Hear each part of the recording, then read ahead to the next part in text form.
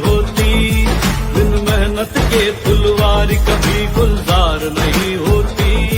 जो शेर जिगर ना हो तो कभी ललकार नहीं होती, हीरे को तराशे बिन उसमें चमकार नहीं होती। बिन प्रयासों के कुछ भी कभी हासिल नहीं होता, कोशिश करने वालों की कभी हार नहीं होती, कोशिश करने वालों की कभी हार नहीं होती। गिरते हैं शहसवार मैदान जंग में, वो तिफल ही क्या गिरे जो घुटनों के बल चले। ओ इरादे बुलंद जो ना हो अगर, तो फतह फिर कैसे मिले।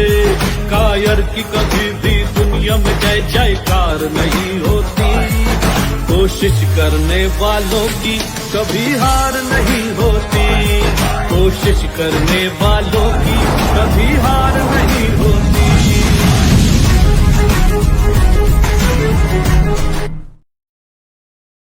Hi everyone, good afternoon, नमस्ते, सत श्री अकाल, आदाब। Welcome to the RDD show. कोशिश करने वालों की कभी हार नहीं होती। और आप सभी कैसे हो? होप सो आप सभी अच्छे ही होंगे। दोस्तों, हमारे बीच आज एक ऐसी शख्सियत जुड़ने वाली है जिनका एनिमेशन इंडस्ट्री में अहम योगदान रहा। एक ऐसी शख्सियत जो दिलों में राज करती है। जी हाँ दोस्तों, मैं बात कर रही हूँ artist, animator, story teller and art curator professor Anoop Ratan ji की। तो दोस्तों, मिलते हैं हमारे आज के गेस्ट से और जानते हैं उनकी इंस्पायरिंग जर्नी के बारे में। Hello, good afternoon sir. Good afternoon. कैसी हैं आप? मैं अच्छी हूँ, और आप कैसे हो? मैं भी बहुत बढ़िया। जी, and welcome to the RDD show. कोशिश करने वालों की कभी हार नहीं होती। और सर, सबसे पहले तो मैं जानना चाहूंगी कि आपकी लाइफ में भी कभी ऐसे मोमेंट आए हो जब आपने कोशिश की हो? मेरी लाइफ का तो फिलॉसफी ही कोशिश रही है, और जो चीज़ें हमने चाहे अचीव, छोटी बड़ी जो भी हो, उन उन सब में कोशिशों का ही बड़ा योगदान रहा। तो एक तरह से वो लाइफ की फिलॉसफी का एक पार्ट है। तो तो बिना कोशिशों के तो मेरे ख्याल से जो है चीज़ों को अचीव करना, तो आदमी के हक में, आदमी के जो है किसी भी के उसमें जो है कंट्रोल में उसकी कोशिशें ही होती है। बाकी रिजल्ट तो बाकी बात की चीजें होती है। तो जी जी, जो भी अचीव करते हैं वो बिना कोशिशों के तो हो ही नहीं सकती। बिल्कुल सर, बिल्कुल, बिल्कुल सही कहा है। और सर, आपकी मैं बात करूँ तो आप एक वर्सटाइल पर्सनैलिटी हो। तो सबसे पहले तो मैं आपको आपके बचपन की ओर ले जाना चाहूँगी। आपका बचपन कैसा रहा है और इंडस्ट्री के प्रति आपका रुझान आर्ट के प्रति, तो उसके बारे में हम जानना चाहेंगे। तो बेसिकली मैं तो मैं मेरा जो है नेटिव प्लेस, या जो कहें कि जन्मस्थली बनारस है, वाराणसी जिसे भी कहते हैं। और बड़ा ही हैपनिंग शहर है, बड़ा ही जीता, जो जिसे कहते हैं जीवंत शहर बनारस। तो जी, वहाँ पे मैं जो है वहीं पला बढ़ा, और मेरे ग्रेजुएशन तक मैं वहाँ रहा। उस दौरान जो है, क्योंकि जो है बनारस कहते हैं कि काफी फेस्टिविटी का शहर है, कि एक कहावत है कि 7 वार 13 त्योहार। तो मतलब जितने दिन हैं उससे ज्यादा त्योहार हम सेलिब्रेट करते हैं। तो सेलिब्रेशन का शहर रहा है, और बड़ी मजेदार जिंदगी रही है, लाइफ रही है बनारस के दौरान की। उसी दौरान जो है शुरुआती जो है दौर में जो है मेरी माताजी भी वो कलाकार रही हैं, और काफ़ी चीज़ें उनसे भी इनहेरिडेट मुझे जो है मिली हैं उनसे। और कहें कि हमारी शुरुआती जो कहते हैं कि शिक्षा कहें, या कहें कि जो शुरुआती बीज जो है कला के प्रति और कला के क्षेत्र में, वो माताजी से ही शुरू होती है।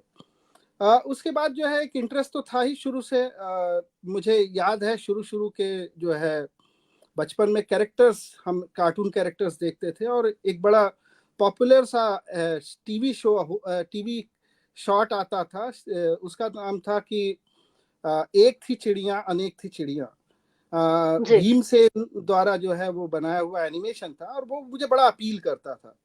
बचपन में तो आप बहुत कुछ बनना चाहते हैं, किसी किसी दिन जो है आप डॉक्टर बनना चाहते हैं, किसी दिन आर्टिस्ट बनना चाहते हैं, किसी दिन कुछ और। लेकिन अल्टीमेटली जो है इन सारी चीज़ों के से गुजरते हुए एक समय ऐसा आया जिसमें हमने डिसाइड किया, मतलब ये हुआ कि अगर स्ट्रीम या किस किस जरिए से या किस रास्ते अपने जो है अब बाकी के जीवन में हम एक्सप्लोर कर सके, तो उसमें जो है कला का क्षेत्र मुझे सबसे ज्यादा व्यापक लगा, जिसमें मतलब अलग अलग चीजें आप एक्सप्लोर कर सकते हैं, चाहे फिल्म मेकिंग हो, आर्ट हो, पेंटिंग हो, एनिमेशन जो मेरा कोर एक्सपर्टीज भी रहा। पर जब जब हमने ग्रेजुएशन करा अपना फाइन आर्ट से, काशी विद्यापीठ से मैंने जो है बनारस में ग्रेजुएशन करा, उस जी दौरान मुझे लोगों ने बताया कि भाई जो है अगर आप स्पेशली इस एरिया में जाना चाहते हैं तो आपको ग्रेजुएशन फाइन आर्ट्स में करना चाहिए, एक्सपर्टीज उसमें जो है होनी चाहिए। जी जी बट स्टिल उस दौरान जो है मेरे ख्याल से थर्ड ईयर, सेकेंड ईयर और थर्ड ईयर के दौरान जो है मुझे मौका मिला। उस समय वहाँ का लोकल न्यूज़ पेपर था, हिंदुस्तान हिंदी, हिंदुस्तान टाइम्स का ही जो वाराणसी जो है संपादन वहाँ से होता था, तो उसमें जो है मुझे एज अ कार्टूनिस्ट जगह मिली। और वहीं से मुझे जब क्या होता है कि आपका नाम कहीं आ जाए या आपका नाम पब्लिश हो जाए, वो जो फील होती थी वो मिली, पहला जो टेस्ट कहें वहां से मिला। और उसके बाद जो है ये लगा कि ये इमेजेस या ये ड्राइंग्स जो हैं वो बड़ी मुझे फिर भी मुझे अपीलिंग नहीं, मतलब वो लगती थी कि मुझे प्लीज नहीं कर रही, मुझे सेटिस्फेक्शन नहीं मिलता था। मुझे ऐसा लगता था कि ये जो ड्राइंग है अभी भी स्टैटिक है, ये कैरेक्टर जी अभी भी स्टैटिक है, काश ये बोल पाते, काश ये जिंदा हो पाते मेरे आसपास और मेरे साथ। और तब एक्सप्लोर करते करते मुझे लगा कि एक एनिमेशन भी एक ऐसा क्षेत्र है जो आप एज ए करियर आप एक्सप्लोर कर सकते हैं। और फिर जो है हमने जो है, मैं अगर रिकॉल कर पाऊँ एक इवेंट अपने कॉलेज टाइम का, हम लोग हमारे कॉलेज कैंपस में एक जो है काफी फेमस जो है वो मंदिर है जिसका नाम है भारत माता मंदिर। एकमात्र मंदिर है जो भारत माता जी के नक्शे के ऊपर बना है, संगमरमर के नक्शे बने हुए हैं वहां पे। तो उसी के जी पास जी हम 3 4 5 जो है कॉलेज क्लासमेट सारे बैठे हुए थे, और थर्ड ईयर फोर्थ ईयर की बात है, हम आपस में चर्चा कर रहे थे कि अब कॉलेज खत्म होने को है, कौन क्या करेगा, कैसे करेगा। तो सबकी अपनी अपनी प्लानिंग्स थी। कोई चाहता था कि मैं एजेंसीज या एड एजेंसीज में काम करूंगा, कोई चाहता था कि मैं टीचिंग में एक्सप्लोर करूंगा या बाकी दूसरे स्ट्रीम। सडनली जब बातचीत हुई तो मैंने कहा कि मैं अगर कुछ करूंगा तो एनिमेशन में करूंगा। बट तभी भी कोई आइडिया नहीं था कि जो है एनिमेशन में जाएं कैसे, क्या है, क्या तरीका है। उस समय कई इंस्टीट्यूट वगैरह भी, प्राइवेट इंस्टीट्यूट स्टार्ट कर दिया था उन लोगों ने कोर्सेज। तो फिर लेकिन हमने तय तो कर दिया, लेकिन रास्ता नहीं था। जो आपने कहा ना कि कोशिश करने वालों की, और जी जी जो अगर कहें तो अब यहीं से कोशिश का प्रोसेस शुरू होता है मेरे लाइफ में, जहां मतलब मैंने कोशिश करनी शुरू की कि अगर सही में मुझे उस इंडस्ट्री में या उस स्ट्रीम में अपने करियर को देखना है तो मुझे क्या करना होगा। और यही खोज जो है, यही एक्सप्लोरेशन मुझे दिल्ली लेके आती है, जहां उस समय राज कॉमिक्स, या आप जानते हो नागराज और ध्रुव जैसे कैरेक्टर्स जो है, जहाँ जिन्होंने पब्लिश करा, क्रिएटर्स, जी उन्होंने उस समय एक स्टूडियो की संकल्पना की और एक स्टूडियो एस्टेब्लिश करा। उसमें मुझे as a internship, Dilip Choubey ji एक बड़े इंस्पिरेशन रहे हमारे, अच्छे जो है काफी जो है फेमस कार्टूनिस्ट हैं, one of the best cartoonist in India. तो वो उन्होंने काफी इंस्पायर किया, अगर तुम सही में चेक करना चाहते हो तो I think this is the place where you should start with. और वहीं से जो है एनिमेशन इंडस्ट्री में मेरा पहला जो है शुरुआत होती है, जहां से मैं कहूँ कि बचपन से एक जो कहते हैं कि एक स्टेप और एक स्टेज, जो फेज आपका नया शुरू होता है, वो यही है। उसके बाद तो जी कई जी स्टूडियो रहा, कई जो है कई जगह भी मैंने काम किया, काफी फेमस कैरेक्टर्स के साथ। मतलब एक तरह से क्या होता है कि जब आप एनिमेशन में काम करते हैं, एनिमेशन मीन्स आप एक्टर्स होते हो, आप उस कैरेक्टर के, जो कैरेक्टर आप मूव कर रहे हो, एनिमेट कर रहे हो, जिसको लाइव दे रहे हो, आप उसके साथ लाइव होते हो। आप अक्सर शायद अगर आपने देखा हो तो जो एनिमेटर्स होते हैं उनके सामने कांच या मिरर रखते हैं और उसमें एक्ट आउट करके कोशिश करते हैं कि वो सारी फीलिंग्स, वो सारे इमोशंस और वो सारे जो है मूवमेंट वो कैसे उन कैरेक्टर्स के बीच में ला सकते हैं, चाहे वो डिफरेंट स्टाइल्स हैं जिसमें 2D 3D और डिफरेंट अदर स्टॉप मोशन जैसे टेक्निक्स हैं। तो इस तरह से मेरी शुरुआत होती है एनिमेशन इंडस्ट्री में। जी, जी। और सर आपने छोटा भीम, विक्रम और बेताल जैसे शोज़ किए, उसके बारे में भी हम जानना चाहेंगे। दिल्ली टू मुंबई का जो आपका सफ़र रहा है, उसके बारे में भी हम जानना चाहेंगे। दिल्ली टू मुंबई के जो है वो एक्चुअली वाया हैदराबाद शुरू होता है। तो अगर मैं कहूँ कि दिल्ली में चीज़ें शुरू हुई, कुछ सीखने को मिला, नई चीज़ें। एक्चुअली क्या है कि एनिमेशन फिल्म मेकिंग एक प्रोसेस है जो टीम में काम होता है, जिसमें आपको अपने हर टीम मेंबर को कंट्रीब्यूट कर अपना बेस्ट कंट्रीब्यूट करना पड़ता है, सो दैट कि हम बेस्ट आउटकम अपने हिसाब से ला सके। मुझे उस समय के सीनियर्स और बाकी लोगों ने मुझे सजेस्ट करा, उनमें चौबे जी भी हैं, अरुण सिंह जी हैं, उन्होंने मुझे सजेस्ट करा कि अगर सही में तुम करियर देखना चाहते हो एनिमेशन इंडस्ट्री में, तो आपको जो है या तो उस समय जो हब एक तरह के हैं एनिमेशन का, वो हैदराबाद, मुंबई और बैंगलोर थे। तो जी। दिल्ली में ज़्यादा पॉसिबिलिटीज उस ढंग से दिख नहीं रही थी या समझ में नहीं आ रही थी। तो उनमें से किसी जो है लोगों ने मुझे जो है सजेस्ट करा कि भाई आप जो है अगर सही में देखना है तो आप जो है हैदराबाद जाइए। तो उस समय जो है, और ये भी अपनी बड़ी एक इंटरेस्टिंग स्टोरी है। मैंने मतलब मुझे दिल्ली तो किसी तरह आने को परमिशन मिल गई घर से। हैदराबाद में मेरे जी। खानदान से कोई नहीं गया था कभी भी, साउथ सदर्न स्टेट्स में इस तरह। तो मेरी माता जी जो है वो बड़ी जो है जो है दुविधा में थी कि इसे छोड़ें, इसे जाने दें। और उस समय जी। बहुत उम्र भी नहीं थी, 24-25 साल की उम्र रही हो, और तो स्वाभाविक सी बात है, परिवार वाले चाहते हैं कि भाई सेफ सिक्योर जगह पे रहे या आसपास ही रहे, रीचेबल रहे। तो किसी तरह मैंने उनको कन्विंस किया, और कन्विंस इस तरह से किया कि उन्होंने कहा कि तुम्हें आने की टिकट करके जानी है। जी। तो हमने जो है कहा कि ठीक है, आने की टिकट मैं आपको ये बुक कर देता हूँ। जाने की टिकट और आने की टिकट दोनों हमने बुक करी, और इस तरह जो है मैं हैदराबाद पहुंचा। शुरुआती दौर में मैं लगभग, हमने प्लान करा था कि 1 हफ्ते वहां पे रहूंगा और उस दौरान कई जगह एक्सप्लोरेशन हुए, अलग अलग जो है स्टूडियोज में इंटरव्यूज दिए और सब कुछ हुआ। लेकिन जो है फाइनल रिजल्ट कहीं से नहीं आ रहा था। और ऐसे में जैसे कहें कि मतलब मैं ये नहीं कहता कि छोटा भीम मुझे करने का मौका मिला, मतलब छोटा भीम ने मुझे पकड़ लिया कहीं से, और वो आज तक नहीं छोड़ता। तो जी। तो छोटा भीम की कहानी है कि फिर वही मुझे जो है, जिस दिन मेरा ट्रेन था उसके ठीक जो है 2-4 घंटे पहले मुझे ट्रेन, मैं स्टेशन के लिए ही जा रहा था, तभी मुझे राजीव सर, जो राजीव चिलकलपुड़ी जो डायरेक्टर है, उनका कॉल आता है, और वो बोलता है कि आपने इंटरव्यू दिया था और हम चाहते हैं कि आप जो है इस टीम में आए। मेरा फाइन आर्ट का बैकग्राउंड था, तो मैं जी। मतलब मैं एज ए एनिमेटर या जो पोजीशंस थी वो उस तरह से फुलफिल नहीं हो रही थी।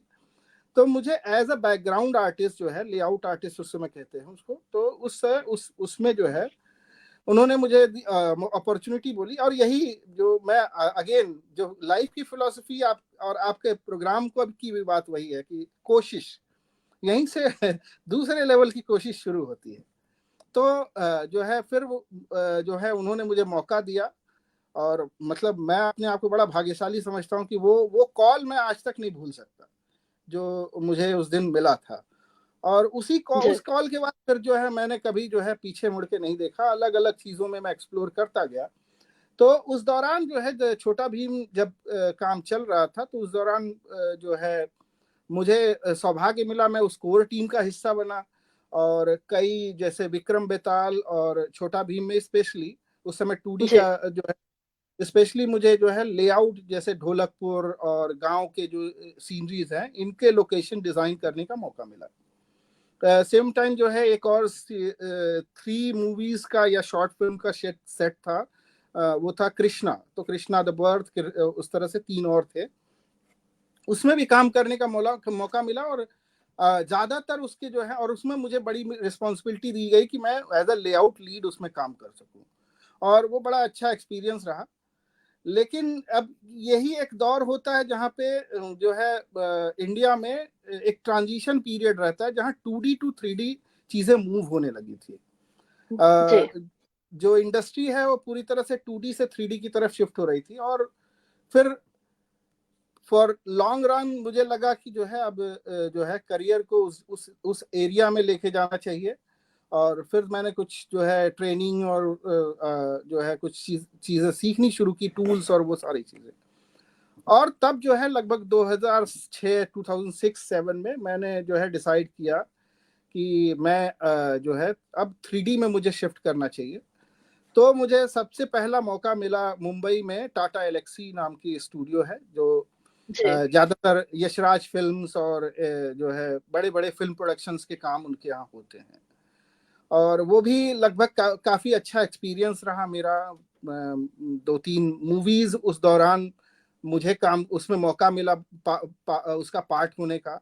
उनमें जो है तारारामपम एक मूवी है जिसमें एक बेयर का सॉन्ग है, बेयर्स जो है 4 बेयर फैमिली है, उनके साथ सैफ अली खान और रानी मुखर्जी डांस करते रहते हैं। तो उसमें से कुछ 4-5 सीन मेरे क्रिएट किए हुए हैं, मैंने एनिमेट किया है उसमें एज अ कैरेक्टर एनिमेटर। उसके अलावा जो है रोड साइड रोमियो में भी इनिशियल स्टेज पे मैं था, उसमें पार्ट था, बट क्योंकि मैं 2007 में मैंने स्विच करा क्रेस्ट एनिमेशन स्टूडियो के लिए, इस वजह से थोड़ा सा उसमें ज़्यादा काम कर नहीं पाया, कंट्रीब्यूट कर नहीं पाया। बट रोड साइड रोमियो में भी कुछ काम मेरे हैं। इसके अलावा कमर्शियल्स में मुझे मौका मिला काम करने का, टीवी शोज में मौका मिला काम करने का। वो 1 साल मैं लगभग रहा वहाँ पे, लेकिन वो 1 साल मेरे लिए बड़ा काफ़ी हैपनिंग रहा। मैंने काफ़ी काम किया उस समय, और होता है ना कि आपको जो चाहते थे वो उस ढंग के काम करने को मिल जाए तो आप बस पागलों की तरह उस काम में लग जाते हैं। तो जी वो जी बड़ा अच्छा रहा। तो इस तरह से जो है मैं दिल्ली वाया हैदराबाद मुंबई पहुंचा। जी जी। और सर एज एन एनिमेटर कितनी रिस्पॉन्सिबिलिटी रहती है आपके ऊपर? एज एनिमेटर देखिए, सबके साथ सबसे ज्यादा तो आपकी रिस्पॉन्सिबिलिटी ये होती है कि कितना लाइवली और कितना जो है आप एंगेजिंग आपके कैरेक्टर्स को रख पाते हो। क्योंकि आप वहां पे आपके या तो ड्राइंग्स होते हैं या कैरेक्टर्स जो 3D कैरेक्टर्स होते हैं वो होते हैं, लेकिन वो इमोशंस लेके आ पाना, वो फीलिंग्स लेके आ पाना कि आपका व्यूअर और आपका जो ऑडियंस है वो इस इल्यूजन में को समझ न पाए कि जो है वो इल्यूजन नहीं है, वो रियलिटी है। हम्म। तो वो इमोशनली कनेक्ट करना, इमोशनली आपके ऑडियंस से कनेक्ट करना, ये सबसे बड़ा चैलेंज होता था। उसके बाद जो है दूसरी चीज है कि आपको स्टोरी के बियॉन्ड नहीं जाना। आपको जो डायरेक्टर ने कहा है या जो आपके सुपरवाइजर्स आपको बताते हैं उस लिमिट में रहना है। क्योंकि स्टोरी टेलिंग एक वो मेरा पर्सनल नहीं है, वो एक ब्रॉड पिक्चर में वो पूरी फिल्म का एक हिस्सा है। आपको हमेशा उस फिल्म के कुछ कुछ हिस्से मिलते हैं जिसमें आप अपने बेस्ट पॉसिबल तरीके से आप उसको अपने एनिमेशन के थ्रू, अपने मूवमेंट्स के थ्रू आप इंटरप्रेट कर पाते हैं। तो उसमें यही है, मेनली तो कैरेक्टर्स हैं, उसके साथ साथ आपको जो है जैसा मैंने कहा कि एनिमेशन फिल्म मेकिंग हमेशा एक जो है ना टीम वर्क है। तो बिल्कुल सर। आपको चीजें जो, क्योंकि आपको कहीं से फाइल मिलती है और आपको उस फाइल को कहीं आगे भेजना होता है, तो प्रोफेशनली आपको उन चीजों को इतना क्लीन रखना चाहिए, इतना जो है क्लियर रखना चाहिए कि अगर आप वो फाइल किसी और को पास ऑन करते हो तो उसे कोई प्रॉब्लम ना हो उसको समझने में। तो उस हायरार्की को, तो सिस्टम को समझना, सिस्टम को प्रॉपरली फॉलो करना, वो भी एक बड़ा इंपॉर्टेंट हिस्सा होता है इस रोल और रिस्पॉन्सिबिलिटी का।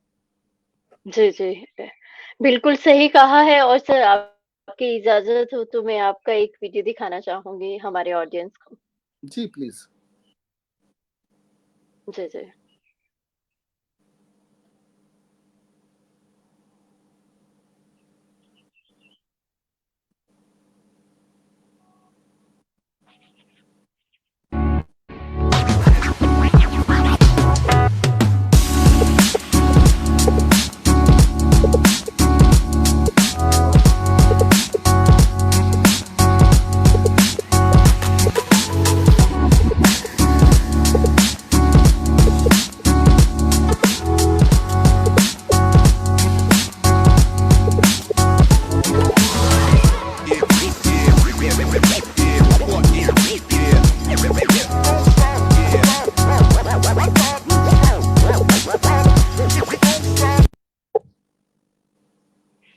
जी सर, कितना मुश्किल होता है सर एनिमेशन करना, एनिमेशन बनाना?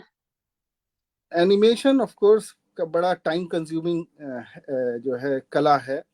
कला तो जी, सारी ही जो टाइम कंज्यूमिंग है, आपको डेडिकेशन चाहिए होते हैं, स्पेशली जब आप 2D एनिमेशन या बाकी ट्रेडिशनल टेक्निक से काम करते हैं तो चीज़ें थोड़ी और जो है इजी नहीं रहती हैं। बट ठीक है, क्योंकि ये प्रोफेशन हमने खुद से चुना है, हम इसको एंजॉय करते हैं, तो वो मैटर नहीं करता है कि कितना मुश्किल है। अल्टीमेटली सबसे प्लीजिंग यही होता है कि आप जो है, जो रोल या जो रिस्पॉन्सिबिलिटी या जो काम आपको आपको दिया गया, वो कितना सक्सेसफुली डिलीवर हो रहा है, वो इफेक्टिवली कन्वे हो रहा है वो मैसेज और या नहीं, ये बड़ा इंपॉर्टेंट है। बाकी तो ठीक है, वो तो पार्ट एंड पार्शल है इस इंडस्ट्री का और इस काम का, और इसे हमने चुना है, ऐसा नहीं कि किसी ने हमें थोपा है। डेफिनेटली जब क्योंकि ये काम की तरह होने लगता है तो थोड़ी चीज़ें कभी के, लेकिन आई फील कि हर एनिमेशन सीन के साथ आपको नए चैलेंजेस, नई इंटरेस्टिंग चीज़ें हमेशा मिलती रहती हैं। जी, लगभग मैं 15-20 साल एनिमेशन इंडस्ट्री में रहा, जो है, और काफ़ी काम किया। और अभी भी मतलब ऐसा नहीं कि कुछ एनिमेशन करने को मिल जाए तो वो होता है कि नहीं, एक मतलब कर सकते हैं, करते हैं। तो एनिमेशन तो हॉबी जैसा है। एनिमेशन एक आर्ट का फॉर्म है जिसे आप इंजॉय जब तक कर रहे हो तब तक कोई उतना फर्क नहीं पड़ता है। बिल्कुल सर। और सर उसके बाद से आपने नेशनली, इंटरनेशनली जो आपका कंट्रीब्यूशन रहा है एनिमेशन इंडस्ट्री में, उसके बारे में भी हम जानना चाहेंगे क्योंकि आपने सिंगापुर में भी काम किया है, मलेशिया में भी काम किया है। वो सफ़र कितना मुश्किल था आपके लिए? इनिशियली मुश्किल तो था, क्योंकि जैसा मैंने कहा कि एक फेज तो मेरा था कि जब मैं जो है वाराणसी से या कहें दिल्ली से हैदराबाद को जाता हूँ, और सिमिलरली जो है फिर उसके बाद मैं मुंबई गया तो उतना फर्क नहीं पड़ा लोगों को, ठीक है, नई चीज नहीं है। अब मतलब विद इन इंडिया ये ट्रेवल कर सकता है, कोई दिक्कत नहीं है। जो है उसके बाद, और उस दौरान मेरी शादी भी हो जाती है, वाइफ का भी काफी सपोर्ट रहता है उस हिसाब से। तो जो है मुंबई से जो है एक एक दौर था 2008 और 9 का, जहां रिसेशन जैसे टाइम शुरू होते हैं और थोड़ा सा इंडस्ट्री को एक सेटबैक मिलता है। लोगों की नौकरियां जाती रहती हैं और उन सब चीज़ों में थोड़ी चीज़ें फियरसम हो जाती हैं, थोड़ी आपको लगती है कि नहीं अब थोड़ा सिक्योर नहीं है। लेकिन ठीक है, ये इस इंडस्ट्री का नेचर है जो मैं पिछले जो है 10-15 साल से देख रहा हूँ, 20 साल से देख रहा हूँ। अप एंड डाउन तो होते रहते हैं, आपको जो है कॉन्स्टेंटली आपको लगा रहना पड़ता है, कॉन्स्टेंटली आपको काम करते रहना पड़ता है, और प्रॉब्लम नहीं है उस हिसाब से। रही बात जो है इंडिया से बाहर जाने का, तो वही 2011 की बात है, दौरान जो है एक स्टूडियो रहता है स्पार्की एनिमेशन, जिन्होंने मुझे मतलब वहाँ से कुछ फ्रेंड वहाँ जाते हैं और वो मेरा नाम रिकमेंड करते हैं, और कह मतलब फिर लेकिन जो है वहाँ पहुँच के मुझे पता चलता है कि जो टारगेट है या जो कहते हैं डिलीवरेबल्स हैं वीकली या कहें डेली, वो इतने हाई हैं जो थोड़ा पॉसिबल नहीं है एक आदमी के लिए अचीव करना। आ, लेकिन ठीक है, चीजें वैसी बनती हैं, और इस दौरान मैं अगेन जो है इस दौरान इतनी चीजें होती हैं और ढंग से मैं लग के काम करता हूं कि I become one of the fastest animator of that time. तो और काफी अप्रिशिएशन भी मिलता है, जो है हमारे बॉस रहते हैं या जो सुपरवाइजर्स हैं, और उसमें जो है डिज्नी जूनियर्स के और कई जो है शोज हमें उसमें पे काम करने को मिलता है, और जी, वो बड़ा एक अच्छा एक्सपोजर रहता है। आप जब इंडिया के बाहर डिफरेंट कल्चर, डिफरेंट तरह के लोगों को, हालांकि स्टूडियो के अंदर सारे इंडियंस ही थे, बट एक जो कम्युनिटी, जब आप बाहर निकलते हो तो जो है अलग अलग ढंग के, अलग अलग कल्चर के लोग मिलते हैं, और उनसे जो आप बातचीत करते हैं, आप उनके साथ जो है मिक्सअप होते हैं, बात जो, और अलग अलग कल्चर का जो एक्सचेंज होता है वो बड़ा इंटरेस्टिंग वो उस फेज का रहा। काम तो किया ही एनिमेशन में, और काफी काम किया उस दौरान। जो है चाहे वो टीवी शोज हों, कमर्शियल्स हों, या फिर मूवीज भी मैंने करी उस दौरान। जी, फिर जो है लगभग कुछ इश्यूज वीजा के हुए, तो जो है हमारे स्टूडियो ने एक ब्रांच जो है मलेशिया में प्लान करा। तो जो है 2015 में मैं मलेशिया आ गया। मलेशिया में उस स्टूडियो में एज अ मतलब मुझे लीड के तौर पे वहाँ, क्योंकि वो टीम नया एस्टेब्लिश कर रहे थे, तो they needed few of their senior animators to be there. तो जी, मैं वहाँ पे गया और लगभग जी, 2016 तक मैं वहाँ काम करता हूँ मलेशिया में। उसके बाद जो है एक दूसरा स्टूडियो है Polygon Silver and PPI. Polygon जी, पिक्चर्स जो है एक जापानीज कंपनी है, जो one of the oldest CGI animation जी, स्टूडियो है वर्ल्ड की। तो उन्होंने जी, जो है एक कोलैबोरेशन के साथ मलेशिया में जो स्टूडियो ओपन करा, और फॉर्चुनेटली वहाँ पे लुकस फिल्म और डिज्नी जैसे जो है अच्छे फ्रेंचाइजीज के काम हो रहे थे। और वो मुझे लगा कि एक ऐसा मौका है जहां मैं इंटरनेशनली जो है ब्रांड्स के साथ एसोसिएट हो सकता हूं, मैं कंट्रीब्यूट कर सकता हूं उसमें। एज अ सीनियर इन्वेटर मैं वहां पे ज्वाइन होता हूं, बाद में लीड की भी पोजीशन ऑफर होती है। और काफी अच्छा एक्सपीरियंस रहा, काफी क्वालिटी का काम जो है जो मुझे करने को वहां मिला मौका। जी, और जी, फिर इस तरह लगभग मैं जो है 2018 तक, सितंबर 2018 तक जो है मैं वहां पे मलेशिया में रहता हूँ। जी, जी। और सर आपने इंटरनेशनली कॉन्फ्रेंस भी किए और कुछ आपने वर्कशॉप किए हैं, उसके बारे में भी हम जानना चाहेंगे। तो वर्कशॉप जनरली मैं एक्चुअली जब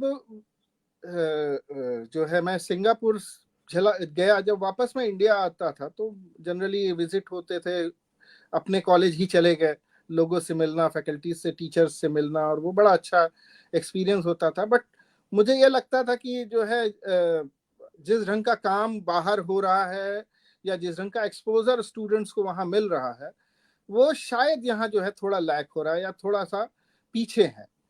तो वो एक इंस्पिरेशन बनता है मेरे लिए कि नॉलेज शेयरिंग का कि अ, ठीक है, मैं काम कर रहा हूँ, अच्छा काम कर रहा हूँ, और एक रेपुटेड इंस्टीट्यूट, रेपुटेड जो है कंपनीज में, रेपुटेड ब्रांड्स के साथ मैं काम कर रहा हूँ। बट ठीक है, उसमें जो है वो सबसे बड़ा प्लीजिंग पॉइंट्स है डेफिनेटली।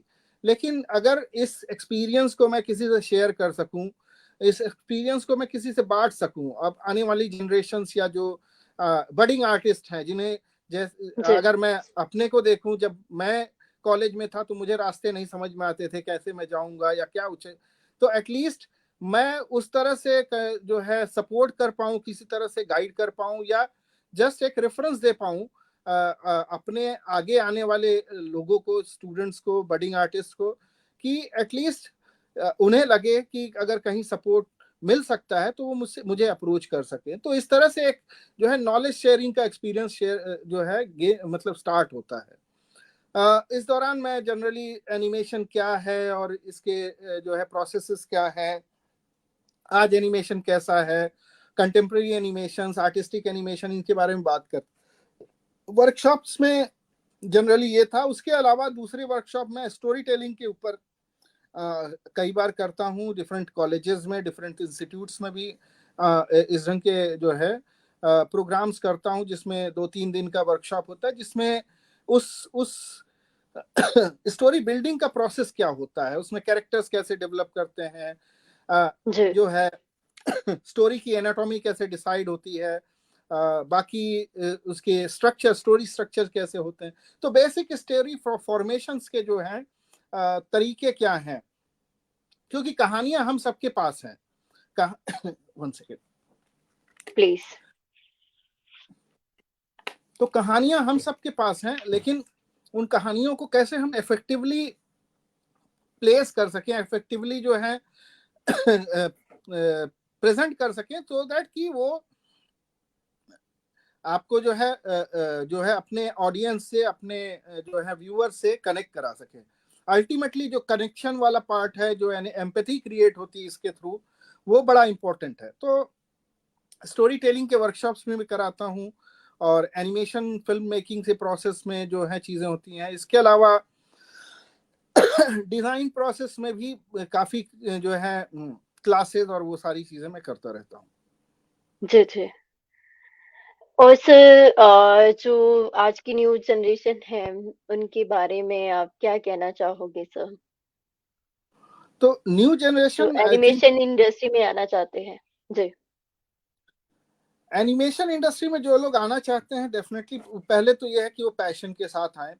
मतलब हमेशा जो है आर्ट आर्ट का कोई भी फील्ड हो, चाहे वो पेंटिंग हो, सिंगिंग हो, म्यूजिक हो, फिल्म एक्टिंग हो, ये सारी चीजें सबसे पहला जो डिमांड है इनका है वो है पैशन। आप पैशनेट हैं क्या? अगर आपको लगता है कि आप पैशनेट हैं, अगर आप ऐसा नहीं कि अभी 2 दिन बाद कुछ और करने का मन कर रहा है ऐसा, तो आपको अगर लगता है कि ट्रू पैशन आपके साथ है तो डेफिनेटली आपको परस्यू करना चाहिए। एनिमेशन बड़ा जो है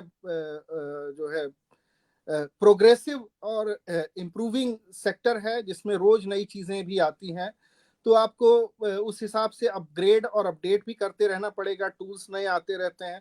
लेकिन ओवरऑल कंसेप्ट जो है, कॉन्सेप्चुअल यही है कि स्टोरी टेलिंग है, एक्टिंग है और बाकी चीजें हैं जो जैसे आप अपनी स्टोरीज को बहुत इंटरेस्टिंग और रुचिकर तरीके से आप प्रेजेंट करते हो। तो एक तो वो है पैशन का पार्ट है, दूसरा यह है कि आपको हमेशा नई चीजें सीखने के लिए तैयार रहना पड़ेगा।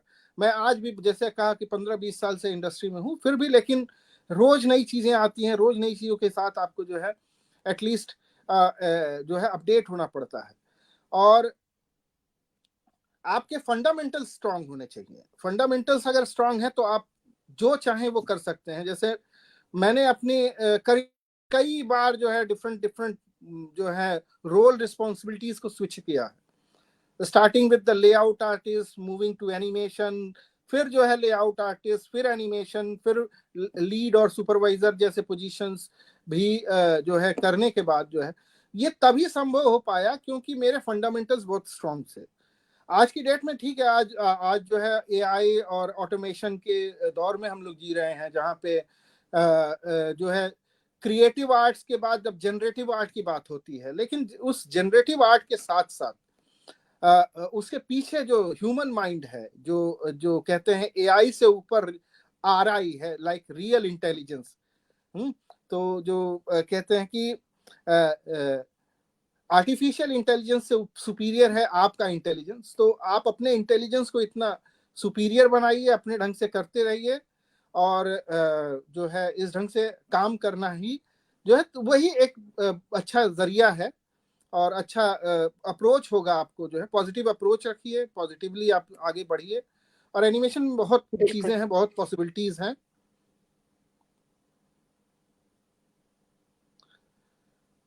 आई थिंक कुछ क्वेश्चंस हैं अगर फेसबुक पे पॉपअप हो रहे हैं। थैंक यू मच और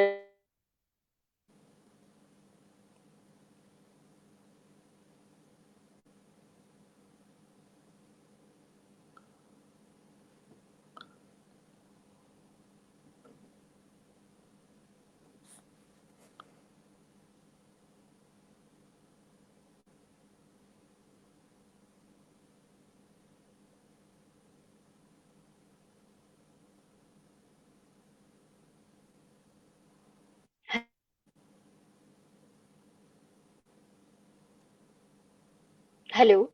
हाँ हाँ जी, जी, सर। हाँ। यस, तो यस। कोई क्वेश्चन था उसमें यस, यस, फेसबुक क्या पे सीखना चाहिए एनिमेशन सिखाने के लिए? देखिए, एक एनिमेशन तो सीखने के लिए जो है सबसे अच्छा, जो है सबसे बड़ी चीज ये है कि आपको आपकी ऑब्जर्वेशन स्किल्स, लोग कैसे मूव करते हैं, ये काफी क्लोज है एक्टिंग से। जहां आप जो है और मैं फॉर्चुनेट हूँ, मतलब मैं काफी सौभाग्यशाली हूँ। नीरज कवि एक्टर हैं, उनके साथ जो है हम मुझे भी लगभग 3 दिन का मैंने आर्ट जो है एक्टिंग वर्कशॉप भी करा था उस दौरान, जो है जब मैं टाटा एलेक्सी में था। और वो बड़ा जो है मेरे लिए एक बेनिफिशियल रहा। उसमें क्या है कि आपको ऑब्जर्वेशन हमेशा अलर्ट होना पड़ता है, आपको देखना पड़ता है कि एक ह्यूमन मूव करता है तो उसके कैसे तरीके जो है उसके मूवमेंट के जो है कैसे होते हैं, या एक क्रिएचर मूव करता है उसके उसके मूवमेंट कैसे होते हैं। तो ये आपको आपके अंदर आपको हमेशा अलर्ट रहना पड़ेगा। ऑब्जर्वेशन स्किल्स जो है वो बड़े इंपॉर्टेंट है। दूसरी चीज है कि पोजिंग, कुछ टेक्निकलिटीज हैं जो जैसे एनिमेशन में पोजिंग इंपॉर्टेंट है। Animation is a transition between two poses, we often use this phrase. क्या होता है कि आप एक्टिंग में जो है वो जो एक्टिंग कर रहे हैं वो पोज टू पोज ही होता है, और उसके बीच में आप टाइमिंग और बाकी चीजें ऐड करके उसको और इंटरेस्टिंग बनाते हैं। लेकिन अल्टीमेट जो जो जो ऑडियंस या व्यूअर को दिखता है वो है रजिस्टर्ड पोजेस। वो पोजेस आपके जो है स्टोरी टेलिंग पोजेस होने चाहिए। वो पोजेस इतने इफेक्टिव और इंप्रेसिव होने चाहिए कि आपका व्यूअर उससे कनेक्ट कर पाए और उससे जो है रिलेट कर पाए, और वो क्लियर होना चाहिए, अब उसमें कंफ्यूजन नहीं होना चाहिए।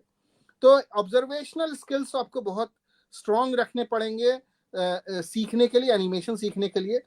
टूल्स तो रोज अभी नए नए आते रहते हैं, कई चीजें अब चीजें थोड़ी आसान और होती जा रही हैं। ड्राइंग स्किल्स आपको होने चाहिए। ड्राइंग स्किल्स आपको हमेशा बेनिफिशियल होते हैं पोजेस डिसाइड करने में, और स्टोरी बोर्डिंग पोजेस डिसाइड करने में। कैसे आप प्लान करोगे अपना एनिमेशन, जो रफ बॉडी जो जो शुरू की ब्लॉकिंग आप करते हो वो बड़ा इंपॉर्टेंट है। और उसके अलावा आज की डेट में कुछ कंटेम्प्रेरी टूल्स हैं, माया है, ब्लेंडर है, अडोब के कुछ एप्लीकेशंस हैं जो काफी यूजफुल हैं एनिमेशन क्रिएट करने में, उनको भी सीखना चाहिए।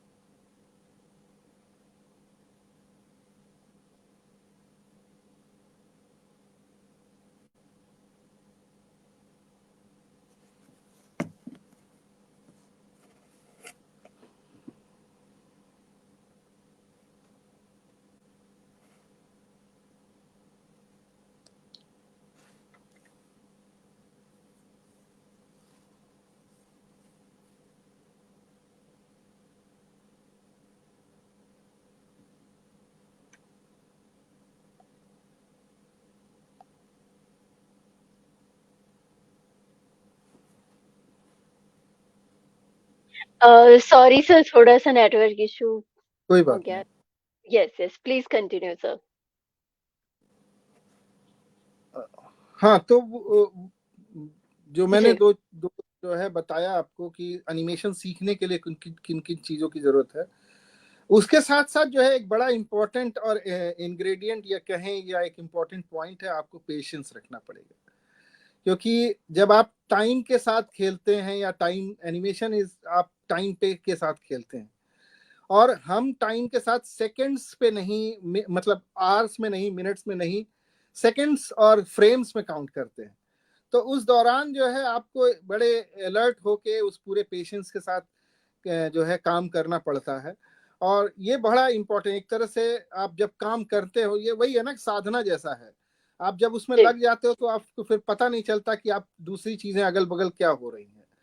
तो बिल्कुल। ये बड़ा एक जो है इंटरेस्टिंग जो है फेज होता है जब आप और कैरेक्टर और आप एक हो जाते हो। एनिमेशन में इसी को अब क्या क्या कहें, अगर मोक्ष कहते हो तो इसी को कहते हो, या जो है सल्वेशन का पार्ट कहते हो, इसी को कहते हैं जब आप और कैरेक्टर एक हो जाते हैं। जैसे एक्टिंग में कहते हैं ना, एक्टर और कैरेक्टर एक हो जाता है। जब एक्टर नहीं दिखता है, कैरेक्टर दिखता है, तो वही पार्ट जो है एनिमेशन में भी लागू होता है। जी जी।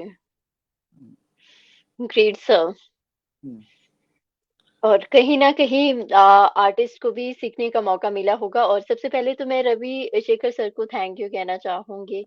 राहुल देव पंकज जी वाराणसी से हमारे साथ जुड़े हैं, जेडी बल्लू जी हमारे साथ जुड़े हैं, थैंक यू सो मच जो कि बहुत ही अच्छे एक्टर हैं, अनीता शर्मा जी हमारे साथ जुड़े हैं, thank you so much and thank you so much everyone. और सर मोर देन 20 इयर्स से आप इस इंडस्ट्री से जुड़े हो और आपके इस सफ़र में आपको किसने इंस्पायर किया है सर? कौन आपकी इंस्पिरेशन रहा है? इंस्पिरेशन में तो जैसे जो आर्टिस्ट रहे हैं एनिमेशन, जो एमिनेंट एनिमेशन आर्टिस्ट रहे हैं वो तो रहे हैं, जैसे पद्मश्री जो है राम मोहन जी रहे, और इसके अलावा जो है काफ़ी इंस्पिरेशनल आर्टिस्ट इंडस्ट्री में भी बड़े जो है हमारे सुपरवाइजर्स, और जो इंस्पिरेशनल में एक एक नाम अगर मैं लेना चाहूँ वो जो है राजीव चिलकलपुड़ी जी का नाम लेना चाहूँगा, जो मेरे ग्रीन गोल्ड के जो फाउंडिंग मेंबर भी हैं, जो फाउंडर्स भी हैं। अ, मतलब उनका पैशन जो एनिमेशन के लिए रहा, और उस दौरान जो है छोटा भीम को जो है उस लेवल तक लेके जाना, वो अपने आप में एक बहुत बड़ा अचीवमेंट रहा। और मैं हमेशा उनको जो है उस चीज़ के लिए जो है अप्रिशिएट करता हूँ और रिस्पेक्ट करता हूँ। और मैं प्राउडली ये भी फील करता हूँ कि मैं उस मिशन का मतलब एक हिस्सा भी बन पाया। तो वो एक बड़ा इंस्पिरेशनल मेरे लिए रहा। उसके अलावा माता जी, मेरी वाइफ भी, उन्होंने उनका भी काफ़ी सपोर्ट रहता है। बच्चे हैं, 2 बेटे हैं, वो भी काफ़ी जो है अपने अपने तरीके से कंट्रीब्यूट करते रहते हैं मेरी लाइफ में। जो है तो ये जो है माता जी और जो है वाइफ का तो बड़ा कंट्रीब्यूशन है, उनका सपोर्ट हमेशा से रहा। और परिवार में भाई हैं मेरे, उनको भी काफ़ी जो है उन्होंने भी काफ़ी इनकरेज किया। हर फेज में अलग अलग तरीके से जो चैलेंजेस आए उसमें भी उन्होंने हर ढंग से जो है सपोर्ट करा। तो मुझे लगता है कि सबसे इंस्पायरिंग और सबसे इंकरेजिंग तो फैमिली पार्ट ही होता है। अगर वहाँ से आपको सपोर्ट मिल रहा है और वो आपके साथ हैं, तो फिर आप दुनिया में कोई ऐसी चीज़ नहीं है जो आप अपनी कोशिश से अचीव नहीं कर सकते। तो एक वो बड़ी चीज़ जी, रही है। जी, जी। तो और सर जाते-जाते क्या मैसेज देना चाहोगे आप हमारे ऑडियंस को जो हमारे साथ जुड़े हैं?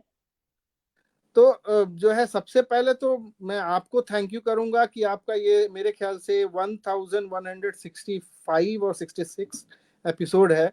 आप इतने जो है कंटिन्यूएशन के साथ आप काम किए जा रहे हैं, और इतने लोगों का अपने अलग अलग विधा के लोग, अलग अलग जो है फील्ड के लोग, स्ट्रीम के लोग, उनसे आप चर्चा करती हैं, बात करती हैं। वो तो मतलब काफ़ी अप्रिशिएटेबल है, और काफ़ी जो है कमेंडेबल है कि मतलब आप उसको इतनी लगन के साथ आप उसमें लगी हैं। ये सच में जो है बहुत बड़ी बात है हमारे लिए, और मैं मतलब इसके लिए आपको साधुवाद थैंक यू सो दूंगा, मच आपको सर। बहुत जो है।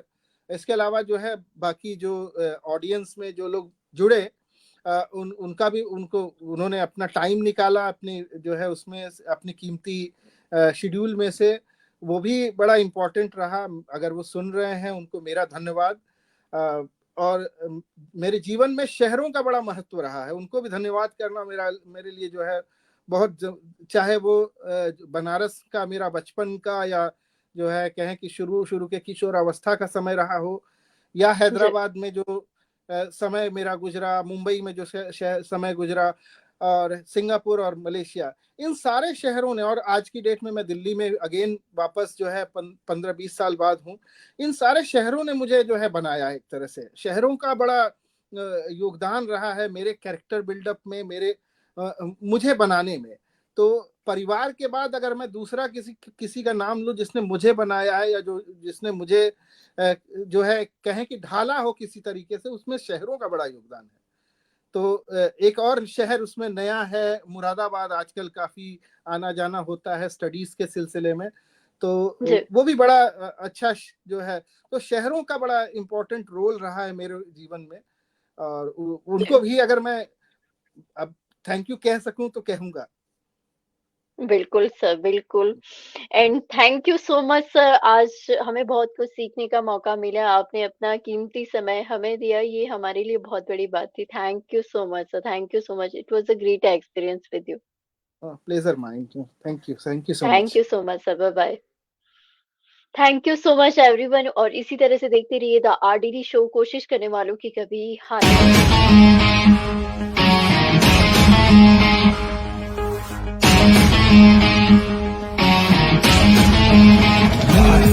तूफान से टकराए बिन कश्ती पार नहीं होती, बिन मेहनत के फुलवारी कभी गुलजार नहीं होती, जोशे जिगर ना हो तो कभी ललकार नहीं होती, हीरे को तराशे बिन उसमें चमकार नहीं होती, बिन प्रयासों के कुछ भी कभी हासिल